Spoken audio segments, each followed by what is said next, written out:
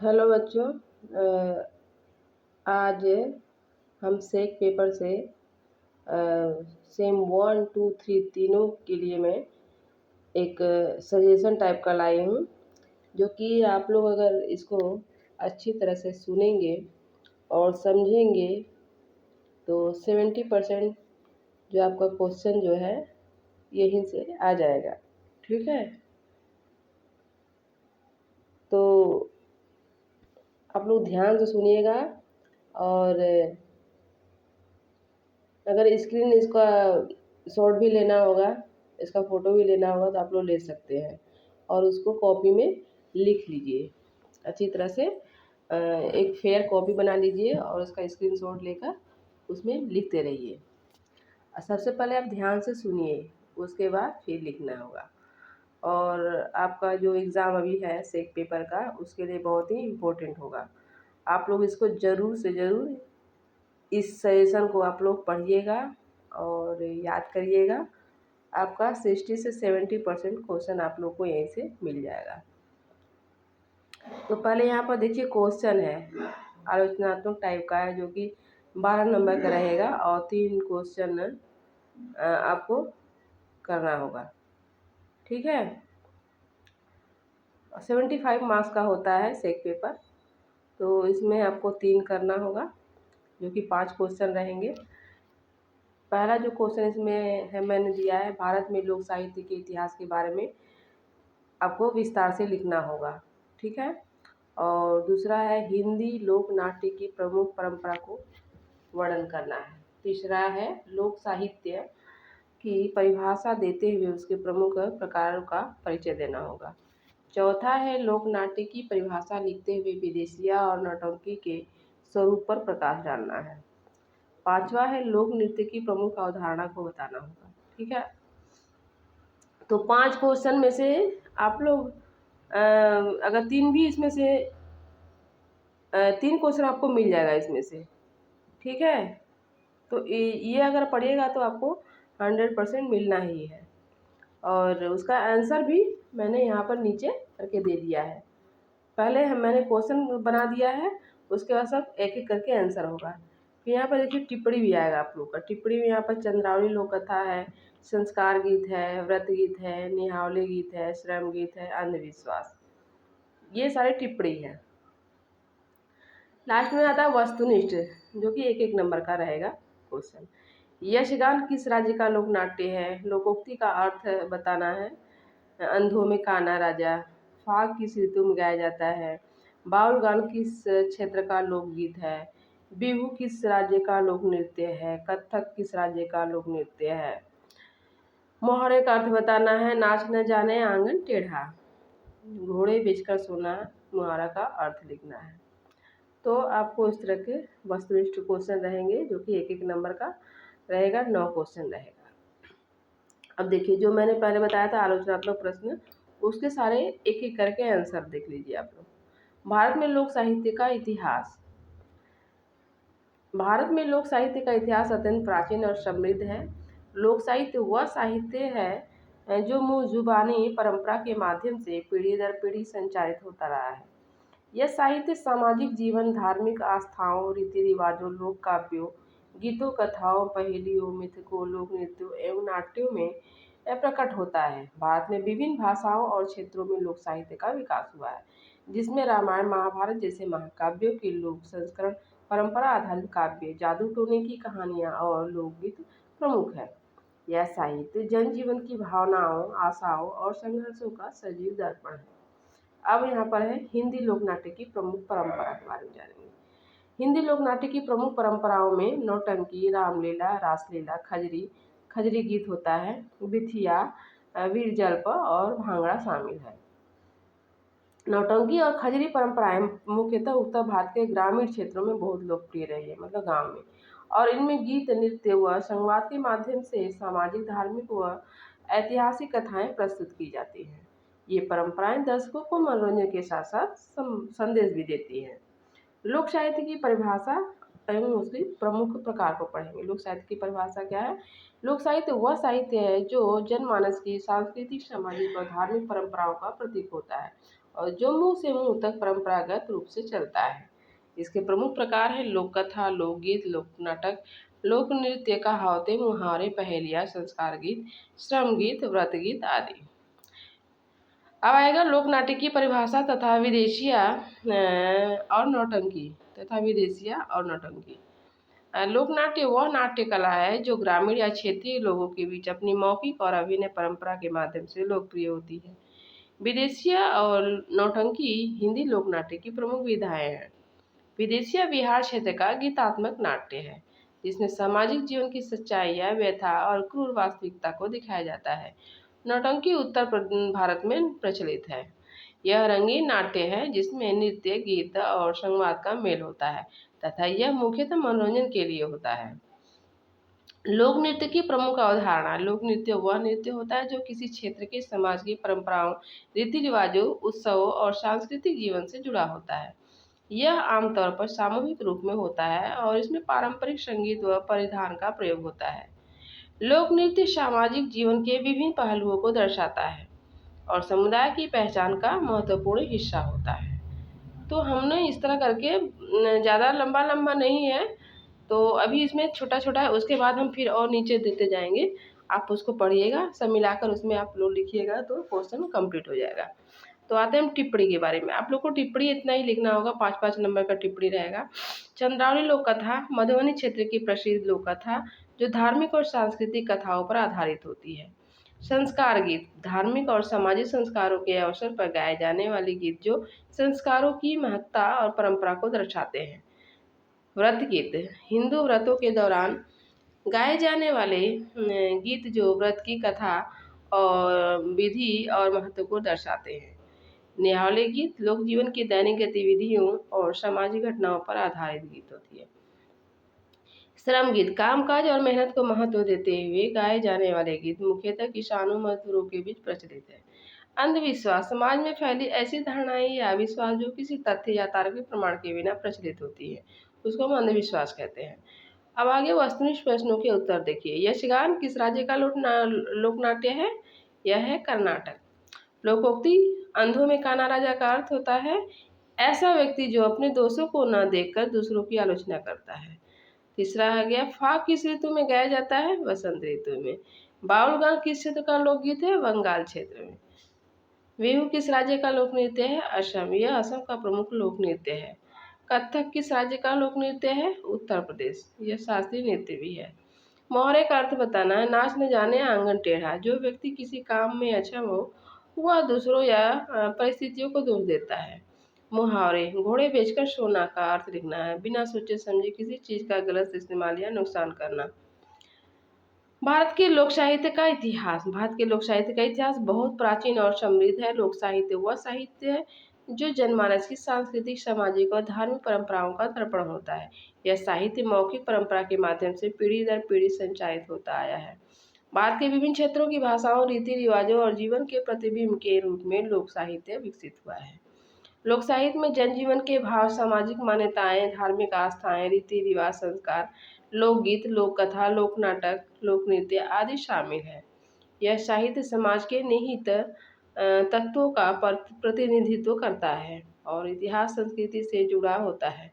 लोक साहित्य का अध्ययन केवल भाषा या साहित्य की दृष्टि से नहीं बल्कि सामाजिक, ऐतिहासिक, धार्मिक और सांस्कृतिक दृष्टिकोण से भी किया जाता है।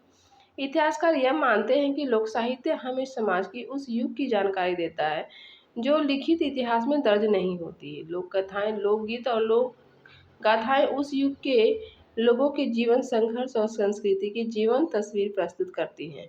उदाहरण स्वरूप हिमाचल प्रदेश के कांगड़ा इलाके का लोक साहित्य उस क्षेत्र की सामाजिक परंपराओं और ऐतिहासिक समृद्धि का प्रतिबिंब है। लोक साहित्य की महत्ता इस बात में भी है कि यह वैदिक साहित्य के साथ साथ ग्रामीण जीवन में धार्मिक संस्कारों और क्रियाकलापों का सहयोगी भी रहा है। जहाँ वैदिक मंत्र पूजा विधि में प्रयुक्त होते हैं वहीं लोकगीत एवं लोकाचार धार्मिक और सामाजिक जीवन का अभिन्न भाग होते हैं। लोक साहित्य संस्कृतियों के विकास और उनकी विशेषताओं का अध्ययन करने में भी सहायक है। यह मानव संस्कृति की अमूल्य निधि है जो न केवल भाषा बल्कि धर्म, दर्शन, संस्कृति, रीति रिवाजों की जानकारी भी देती है। यह मानव समाज के सामाजिक इतिहास का मौखिक दस्तावेज है और इसके माध्यम से हमें सामाजिक संरचना, परिवार, विवाह, संस्कृतियों के विकास आदि की जानकारी मिलती है। इस प्रकार कहा जा सकता है कि भारत का लोक साहित्य सामाजिक विज्ञान, इतिहास और संस्कृति का एक विस्तृत क्षेत्र है, जो मानव सभ्यता के विकास और स्थानीय जीवन की जीवंत अभिव्यक्ति प्रदान करता है। यह साहित्य की दो प्रमुख धाराओं में एक है मौखिक, जो कि लोग बोलते हैं, और लिखित मतलब जो शिष्ट। मौखिक मतलब सभी लोग बोल लेते हैं, और लिखित मतलब जो पढ़े लिखे होते हैं। साहित्य, लिखित साहित्य, और इसकी भूमिका भारतीय संस्कृति में अत्यंत महत्वपूर्ण है। हिंदी लोक नाट्य परंपरा के उदाहरण। हिंदी लोक नाट्य परंपरा के प्रमुख उदाहरण निम्नलिखित है। नौटंकी, यह उत्तर भारत का प्रसिद्ध लोक नाट्य है। नौटंकी की शुरुआत रंगमंच के भगत रूप से हुई थी, जिसमें नृत्य, संगीत, संवाद और अभिनय का सुंदर समागम होता है। यह जनपदों में सामाजिक, धार्मिक और सांस्कृतिक विषयों पर आधारित होता है। विदेशिया, यह बिहार का प्रमुख लोक नाट्य है, जो मुख्यतः भोजपुरी भाषा में होता है। इसमें सामाजिक समस्याओं, ग्रामीण जीवन की कठिनाइयों और मानवीय संवेदनाओं को दर्शाया जाता है। इसके संस्थापक भिखारी ठाकुर को भोजपुरी का शेक्सपियर भी कहा जाता है। रामलीला, यह हिंदी लोक नाट्य की एक धार्मिक परंपरा है, जिसमें भगवान राम के जीवन और उनकी कथा का मंचन दशहरा के अवसर पर किया जाता है। इसका आरंभ तुलसीदास ने किया था।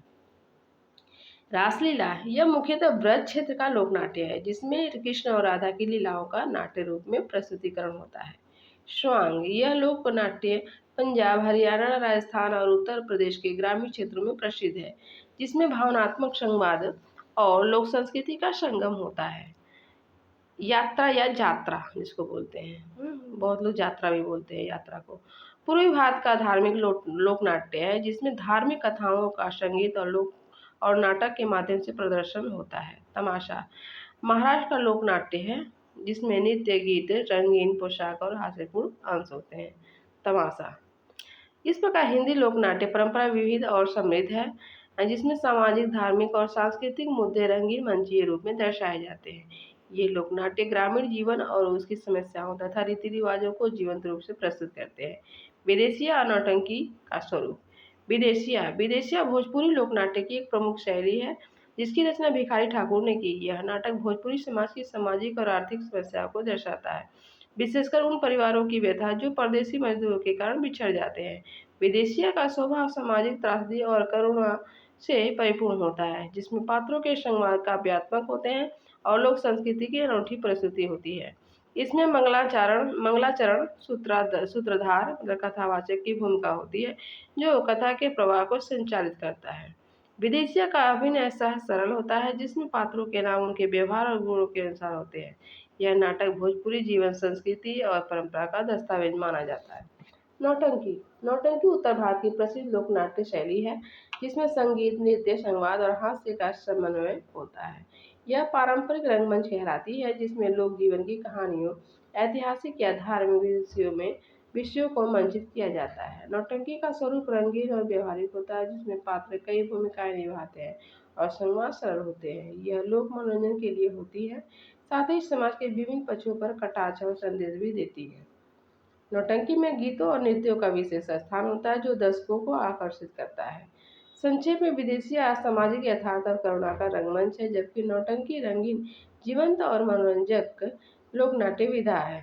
दोनों ही हिंदी लोक नाट्य परंपरा की समृद्धि और विविधता के प्रतीक है। सामान्य विदेशिया की भूमिका। सामान्य विदेशिया की भूमिका अत्यंत महत्वपूर्ण और प्रभावशाली रही है। विदेशिया भोजपुरी लोकनाट्य की एक प्रमुख कला शैली है, जिसका निर्माण भिखारी ठाकुर ने किया था। यह नाटक मुख्य रूप से सामाजिक समस्याओं पर प्रकाश डालता है, विशेषकर ग्रामीण जीवन में प्रवासन मतलब पलायन की समस्या और उसके प्रभाव पर। विदेशिया के माध्यम से समाज में निम्नलिखित प्रभाव और भूमिकाएं देखने को मिलती है। यह नाटक उन परिवारों की व्यथा को दर्शाता है, जहाँ पुरुष परदेश, शहर या अन्य राज्य में रोजगार की तलाश में जाते हैं और महिलाएं अकेली अपने दुख सुख से जूझती हैं। विदेशिया ने पलायन से उत्पन्न सामाजिक विसंगतियों, जैसे स्त्रियों की एकाकीपन, विरह की पीड़ा, आर्थिक समस्या और वेश्यावृत्ति जैसी समस्याओं को नाटकीय रूप में प्रस्तुत किया। यह नाटक समाज की कुरीतियों, जातिगत भेदभाव और आर्थिक समस्याओं पर प्रकाश डालता है और लोगों को इनके प्रति जागरूक करता है। विदेशिया ने सामाजिक मनोरंजन के साथ साथ शिक्षा पर संदेश भी दिया, जो सामाजिक सुधार की दिशा में प्रेरक था। इसने समुदाय में बातचीत और विमर्श का जरिया बनकर समस्याओं के समाधान की दिशा सुझाई। भाषा और शैली की सादगी के कारण विदेशिया ने आम जनता तक अपनी बात पहुंचाई और सामाजिक सुधार के लिए एक प्रभावी माध्यम साबित हुआ। भिखारी ठाकुर को भोजपुरी का शेक्सपियर कहा जाता है, क्योंकि उन्होंने लोक जीवन की समस्याओं और संवेदनाओं को लोक रंगमंच के माध्यम से अभिव्यक्त किया, जो आज भी प्रासंगिक है। इस प्रकार विदेशिया लोक नाट्य ने न केवल भोजपुरी समाज के जीवन के यथार्थ को बखूबी प्रस्तुत किया, बल्कि समाज में व्याप्त कुरीतियों के खिलाफ चेतना और बदलाव का संदेश भी पहुंचाकर अपनी एक सामाजिक सांस्कृतिक भूमिका निभाई है। विदेशिया का इतिहास और विकास। विदेशिया भोजपुरी लोक नाट्य की एक प्रमुख और लोकप्रिय विधा है, जिसकी उत्पत्ति उत्तर प्रदेश के कुतुबपुर गांव में हुई मानी जाती है। इसका नाम विदेशिया उन लोगों से लिया गया है जो अपने गांव छोड़कर बेहतर जीवन की तलाश में शहर या प्रदेश चले जाते थे। इस लोकनाट्य की रचना और प्रसार में भिखारी ठाकुर का अत्यंत महत्वपूर्ण योगदान रहा, जिन्हें भोजपुरी के शेक्सपियर के नाम से जाना जाता है। विदेशिया का प्रारंभिक स्वरूप ग्रामीण जीवन की दैनंदिन गतिविधियों, त्योहारों, श्रम और लोक संस्कृतियों के गीत और नृत्य के रूप में हुआ। धीरे धीरे इसमें अभिनय और संवाद के तत्व जुड़ गए, जिससे यह पूरी नाट्य विधा के रूप में विकसित हो गया। इस नाट्य का मुख्य विषय प्रवासन के कारण सामाजिक और पारिवारिक समस्याएं हैं, जैसे परदेश जा रहे पुरुषों का परिवार से बिछड़ना, महिलाओं की पीड़ा, गरीबी और समाज की कुरीतियां। भिखारी ठाकुर ने विदेशिया नाटक के जरिए ग्रामीण जीवन के यथार्थों को मंच पर प्रस्तुत किया, जो समाज की कटु सच्चाइयों को दिखाने के साथ साथ सामाजिक सुधार की भी प्रेरणा देता है। उन्होंने नाटकों में सूत्रधार और संगीतकारों की भूमिका को विशेष महत्व दिया और मुक्त मंच की अवधारणा को भी विकसित किया। समय के साथ यह नाटक न केवल भोजपुरी क्षेत्र में बल्कि आसपास के क्षेत्रों में भी लोक रंगमंच की रूपरेखा को सम्मिलित करता गया। भारतीय स्वतंत्रता आंदोलन के दौरान विदेशिया जैसे लोक नाटकों ने सामाजिक जागरूकता फैलाने में महत्वपूर्ण भूमिका निभाई। आज भी विदेशिया लोक नाट्य भोजपुरी संस्कृति का अभिन्न हिस्सा है, जो सामाजिक चेतना और लोक जीवन की झलक प्रस्तुत करता है। यह नाटक अपनी समाज सुधारक भूमिका के कारण समय के साथ प्रासंगिक बना हुआ है। संक्षेप में, विदेशिया ने ग्रामीण जीवन के जटिल सामाजिक पहलुओं को उजागर करते हुए लोक रंगमंच को सशक्त और लोकप्रिय बनाया और इसकी संस्कृति में महत्वपूर्ण योगदान दिया। नम्रता, सामाजिक चेतना और सांस्कृतिक धरोहर का एक जीवंत उदाहरण है विदेशिया। बिहार की लोक कला में विदेशिया की भूमिका। बिहार की लोक कला में विदेशिया की भूमिका बहुत महत्वपूर्ण है। विदेशिया न केवल बिहार के भोजपुर तथा आसपास के क्षेत्रों की लोक नाट्य परंपरा का एक प्रमुख अंग है, बल्कि यह गांव, शहर, अमीर, गरीब, शहरी, ग्रामीण के बीच सामाजिक विरोधाभासों और सामाजिक समस्याओं को व्यक्त करने का प्रभावशाली माध्यम भी है। विदेशिया लोक कला के तहत गाया जाने वाला यह नाटक मुख्यतः प्रवास, मध्य प्रदेश जाना की समस्या, परिवार के टूटने, महिलाओं की पीड़ा और सामाजिक विसंगतियों को चित्रित करता है। इसकी कथा वस्तु प्रवासियों की विरह कथा और उनके द्वारा छोड़े गए परिवार की कठिनाइयों को दर्शाती है। यह नाटक प्रायः ग्रामीण समाज की यथार्थता, आर्थिक समस्याओं, जातिगत भेदभाव और सामाजिक बुराइयों पर प्रकाश डालता है। भिखारी ठाकुर जैसे लोक कलाकारों ने विदेशिया को सामाजिक सुधार का एक साधन बनाया, जिससे आम जनता तक जीवन के कटु सत्य पहुंचे और सामाजिक चेतना जागृत हुई। इसके पात्र स्थानीय जीवन के सजीव चित्र होते हैं, जिनकी भाषा, पहनावा और बोलचाल क्षेत्रीय परंपरा के अनुरूप होती है। विदेशिया के गीत, संवाद और नृत्य बिहार की सांस्कृतिक विरासत को भी संरक्षित रखते हैं। इस प्रकार बिहार की लोक कला में विदेशिया की भूमिका समाज की समस्याओं, लोक संस्कृति और सामाजिक जागरूकता के संवाहक के रूप में है, जो लोक जीवन की संवेदनशीलताओं को प्रकट करती है और सामाजिक सुधार को बढ़ावा देती है। विदेशिया की नाट्य शैली का स्रोत। विदेशिया की नाट्य शैली का स्रोत मुख्यतः भोजपुरी क्षेत्र की लोक परंपराओं और ग्रामीण जीवन की वास्तविकताओं से उत्पन्न हुआ है। इसकी उत्पत्ति उत्तर प्रदेश के कुतुबपुर गांव से मानी जाती है, जहां से यह भोजपुरी के सामाजिक और सांस्कृतिक परिवेश से जुड़ी लोक नाट्य शैली के रूप में विकसित हुई। विदेशिया की शैली में गीतात्मक नाट्य की विशेषता होती है। इसमें गीत और संगीत का विशेष महत्व होता है। इसमें लोकगीत, संगीत, संवाद और नृत्य का संयोजन होता है, जो ग्रामीण जीवन की कहानियों, सामाजिक समस्याओं और मानवीय संवेदनाओं को दर्शाता है। विदेशिया की नाट्य शैली में पारंपरिक लोक रंगमंच की सरलता और सहजता दिखती है, जिसमें पात्रों का अभिनय, संवाद और समाजी संगीतकार की भूमिका अहम होती है। इसके नाटकों में कलाकार पदों की भूमिका स्पष्ट होती है। सूत्रधार मतलब कथावाचक, समाजी संगीतकार और मुख्य पात्रों के नाम और उनकी भूमिकाएं प्रतीकात्मक होती हैं, जैसे विदेशी मतलब वेश गया पुरुष, प्यारी सुंदरी मतलब पत्नी और रंडी मतलब माया का प्रतीक। भिखारी ठाकुर ने विदेशिया के माध्यम से तुलसीदास के रामचरितमानस से प्रेरणा लेकर इसे एक साहित्यिक एवं सामाजिक आयाम दिया। उन्होंने इस नाट्य शैली में सामाजिक विसंगतियों और मानवीय भावनाओं को सजीव रूप में प्रस्तुत किया। इसलिए विदेशिया की नाट्य शैली का मूल स्रोत भोजपुरी लोक संस्कृति, परंपरागत गीत संगीत और लोक जीवन के यथार्थ अनुभव है। संक्षेप में विदेशिया की नाट्य शैली भोजपुरी ग्रामीण लोक जीवन, लोकगीत, संगीत आदि और संवाद पर आधारित है, जिसे भिखारी ठाकुर ने लोकप्रियता और सामाजिक महत्व प्रदान किया। विदेशिया की नाट्य शैली का इतिहास। विदेशिया की नाट्य शैली का इतिहास मुख्यतः 20वीं सदी के आरंभ में भोजपुरी क्षेत्र में विकसित हुआ। इसका सृजन और सबसे बड़ा विकास हिंदी भोजपुरी लोक नाट्य के महानायक भिखारी ठाकुर 1887 लेकर 1971 ने किया। विदेशिया का आरंभ 1914 में हुआ माना जाता है। इस नाट्य शैली का मूल विचार ग्रामीण जीवन में पलायन मतलब परदेश जाना की सामाजिक समस्या से प्रेरित था, जिसमें पुरुष शहर या अन्य प्रदेशों में काम की तलाश में चले जाते हैं और उनके पीछे पत्नी एवं परिवार वाले अपने अकेलेपन और दुख का सामना करते हैं। इस सामाजिक यथार्थ को भिखारी ठाकुर ने अत्यंत संजीदगी और संवेदनशीलता से विदेशी नाटक के माध्यम से प्रस्तुत किया। भिखारी ठाकुर ने रामचरितमानस के तुलसीदास को अपना साहित्यिक मार्गदर्शक माना और उनके आचार व्यवहार तथा सामाजिक घटनाओं को अपनी कृतियों में रंगमंची रूप दिया। विदेशिया में गीत, संगीत, संवाद और नृत्य का समन्वय होता है, जो पारंपरिक लोकगीतों और लोकनाट्य के सहज स्वरों को दर्शाता है। इसके पात्र स्थानीय जीवन के प्रतीकात्मक स्वरूप होते हैं, जैसे विदेशी मतलब विदेश गया, प्यारी सुंदरी मतलब पत्नी, बटोही मतलब संदेश वाहक और रखेली मतलब माया का प्रतीक। विदेशिया नाट्य शैली में पारंपरिक रंगमंच की सादगी, स्थलीय प्रस्तुतिकरण और सामूहिक अभिनय को प्राथमिकता दी गई। यह नाटक खास तौर पर सामाजिक सुधार का माध्यम रहा, जिसने महिलाओं की विमुक्ति, परिवार के यथार्थ त्रासदी, सामाजिक कुरीतियों और आर्थिक हलचलों पर जागरूकता पैदा की। आज भी विदेशिया लोकनाट्य भोजपुरी संस्कृति की अमूल्य धरोहर है, जो अपनी विशिष्ट नाट्य शैली और सामाजिक संदेशों के कारण भारतीय लोकनाट्य में विशेष स्थान रखता है। लोकनाट्य शैली की विशेषताएं। लोकनाट्य शैली की प्रमुख विशेषताएं इस प्रकार है। सामूहिक प्रतिभा की उपज और लोक नाटक व्यक्तिगत रचना नहीं बल्कि समाज की सामूहिक प्रतिभा का परिणाम होते हैं, जो समाज के व्यापक भाव और सोच को व्यक्त करते हैं। लोक रुचि विश्वास और परंपराओं पर आधारित लोक नाटकों में स्थानीय लोगों की रुचि, लोक आस्था और परंपराओं का समावेश होता है, जो समाज के धार्मिक, सामाजिक और सांस्कृतिक पहलुओं को दर्शाता है। सरल भाषा और बोली का उपयोग। ये नाटक आम जनता की भाषा और बोली में होते हैं, जिससे उनकी पहुंच एवं समझ आसान होती है। गीत, संगीत और नृत्य का समावेश। लोक नाट्यों में गीत, संगीत, नृत्य और संवाद का सुंदर मेल होता है, जो प्रस्तुति को जीवंत और आकर्षक बनाता है।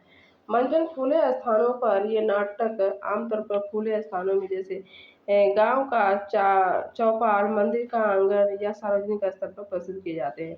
ढीला ढाला कथानक अधिक कठोर या जटिल नहीं होता, बल्कि सरल और सहज ढंग से चलता है, जिससे दर्शकों का मनोरंजन होता रहे। सामाजिक और धार्मिक विषय। लोक नाट्य का विषय प्रायः सामाजिक, धार्मिक, ऐतिहासिक या सांस्कृतिक होता है। इसमें सामाजिक बुराइयां, रीति रिवाज, प्रेम, विरह, उत्सव आदि को प्रस्तुत किया जाता है। स्थानिक वेशभूषा और रंग रूप।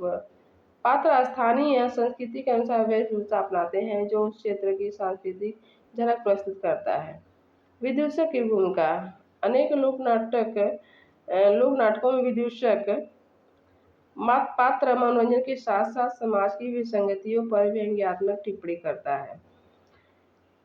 अंक या दृश्यों का अभाव। लोक नाटकों में दृश्यों में कटौती या विशिष्ट अंक नहीं होते। एक दृश्य के बाद सहजता से अगला दृश्य आरंभ हो जाता है। लाभार्थी। नैतिकता और शिक्षा। केवल मनोरंजन ही नहीं बल्कि सामाजिक शिक्षा और नैतिकता का संचार भी लोक नाट्यों का उद्देश्य होता है।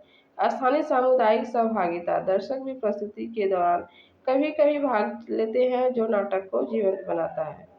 इन विशेषताओं का लोक नाट्य समाज की भावनाओं, जीवन शैली और सांस्कृतिक परंपराओं का प्रबल प्रतिनिधित्व करता है और अभिव्यक्ति का सजीव माध्यम होता है। तो इस प्रकार हम लोगों ने सेक पेपर में 1 2 3 तीनों सेम के लिए मैंने ये सेशन बनाया।